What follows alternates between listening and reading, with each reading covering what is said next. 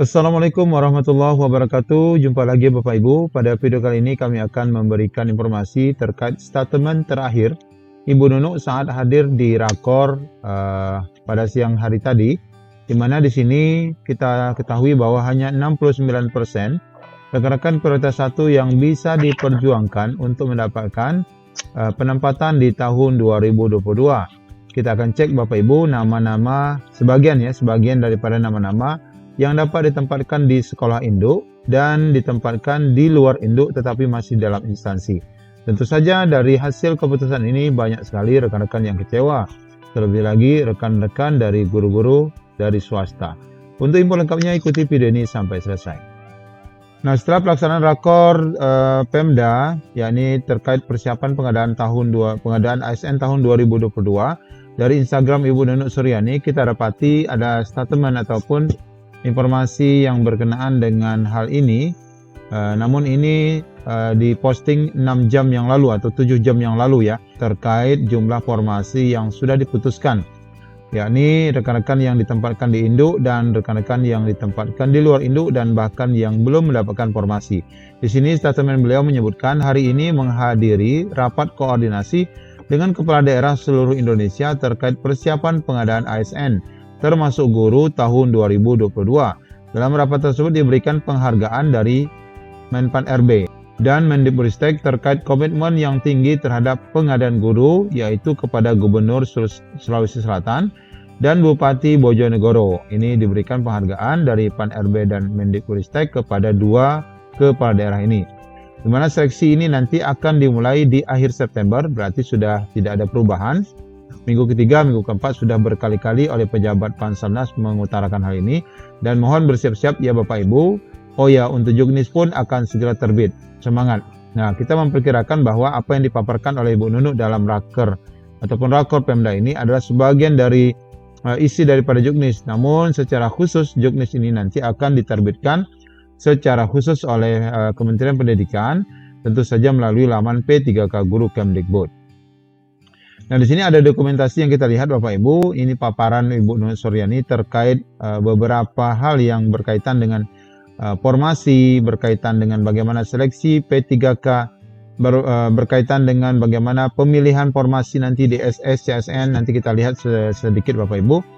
Dan ini juga dokumentasi saat beliau menghadiri di ruang Grand Sahid Jaya ya, Jakarta pada hari 13 September 2022. Ya, Ibu Nunuk tampak cantik, namun tentu saja kita melihat bahwa banyak sekali hasil rakor ini yang mengecewakan rekan-rekan guru, khususnya yang sudah prioritas 1, dan terlebih lagi dari rekan-rekan yang berasal dari sekolah swasta. Nah, di dalam video yang ini sudah kami bahas secara detail pembagian ataupun penempatan yang 69%-nya. Bagi Bapak Ibu yang belum menonton, silakan tonton dulu. Dan kami nanti akan membuat juga informasi berkaitan dengan perbandingan berapa persen data formasi yang dulu sempat tersebar melalui file Excel yang cocok ya, yang dapat valid apabila disandingkan dengan data yang terakhir, yakni yang berjumlah 69% yang ditempatkan dan 31% yang tidak ditempatkan. Nanti kami akan coba buatkan videonya. Pastikan rekan-rekan tidak meninggalkan informasi yang kami posting dari channel ini. Nah, berikut adalah ilustrasi penempatan bagi rekan-rekan yang tidak linear ya Bapak Ibu, dengan posisi formasi yang ada saat ini dengan ijazah yang dia miliki. Di sini disebutkan bahwa pelamar prioritas 1 yang belum mendapatkan penempatan itu dapat turun prioritas menjadi pelamar umum atau P2 dan P3 yang hanya verifikasi dengan menggunakan jabatan fungsional lain yang dimiliki. Nah, kita jelaskan Bapak Ibu. Di sini contohnya ini prioritas 1. P1, kemudian ini dia adalah guru IPA. Nah, guru IPA ini nanti login di SSCSN. Nah, di sini ada beberapa pilihan. Pertama, dia belum dapat ditempatkan. Kalau rekan-rekan yang belum dapat ditempatkan nanti otomatis di sini ya. Dan ini otomatis nanti belum ditempatkan di tahun ini, dan bisa jadi di tahun depan juga belum dapat ditempatkan, ini berjumlah 17%. Kemudian bagi mereka yang nanti ditawarkan di dalam laman SSCSN-nya ini, penempatan sebagai guru saat ini, misalnya contohnya di SD, nah misalnya saat ini di SD, maka dia bisa ambil. Kalau dia setuju, dia bisa ambil. Kalau dia tidak setuju, karena tidak linear, maka dia bisa menyatakan tidak setuju dan maka dia ini akan dinyatakan turun status ya. Turun status menjadi prioritas 2, prioritas 3 atau pelamar umum. Namun konsekuensinya begitu mereka turun prioritas menjadi prioritas 1, prioritas 2, prioritas 3 atau pelamar umum, tentu saja nanti yang P2, P3 akan verifikasi, sedangkan pelamar umum akan mengikuti seleksi kompetensi. Dan apabila dia nyatakan lulus, baru dia bisa ditempatkan. Jadi Bapak Ibu, ilustrasinya jadi 3, mereka yang ditempatkan di sekolah induknya, ya ini sekolah induknya. Namun apabila nanti di laman SS yang ini dia menyatakan tidak setuju, maka dia bisa saja dinyatakan turun peringkat ataupun turun prioritas menjadi P2 dan P3.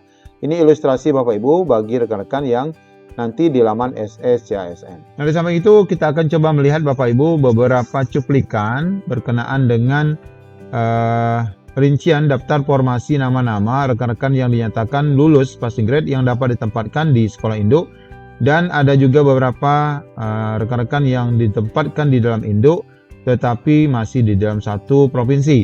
Dan ternyata memang dari data yang sudah dipaparkan, ya dari sini Bapak Ibu kita tidak mendapati bahwa ada pembagian penempatan di luar instansi ya, tidak ada. Ini sesuai dengan apa yang disampaikan Ibu Nunuk, bahwa tidak ada satupun yang nanti ditempatkan di luar instansi.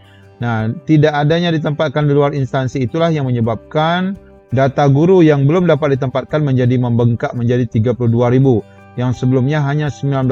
Nanti kita akan sandingkan dengan file Excel pada video sebelumnya.